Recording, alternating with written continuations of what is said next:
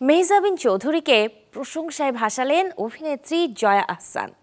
শুধু তাই নয়, ছোট পর্দার এই তারকার বড় পর্দায় অভিষেক সিনেমা প্রিয় মালতী দেখে তাকে ভালোবাসার আলিঙ্গনে সিক্ত করেছেন দুই বাংলার জনপ্রিয় এই অভিনেত্রী।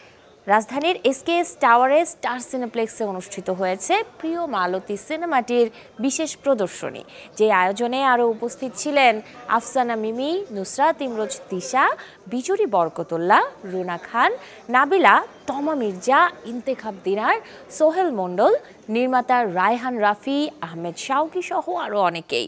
শঙ্খদাস গুপ্তের পরিচালনায় প্রিয় মালতী ছবিটি মুক্তি পায় গেল 20 ডিসেম্বর।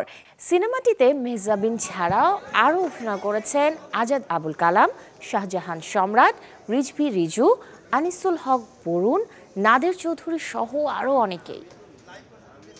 ও এমন একটা পরিপক্ক সময়ে এসে অভিনয়টা করেছে এবং এমন একটা ছবি দিয়ে আমার মনে হয় মানুষ হিসেবেও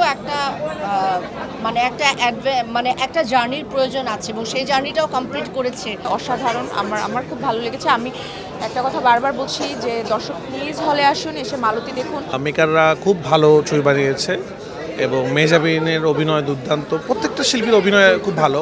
আমি এতদিন বলতাম গিয়াসউদ্দিন সেলিম অভিনেতাদেরকে দিয়ে খুব ভালো অভিনয় করাতে পারেন, তো আজকে মনে হলো যে শঙ্খ আসলে অভিনেতাদেরকে দিয়ে ভালো অভিনয় করাতে পারেন।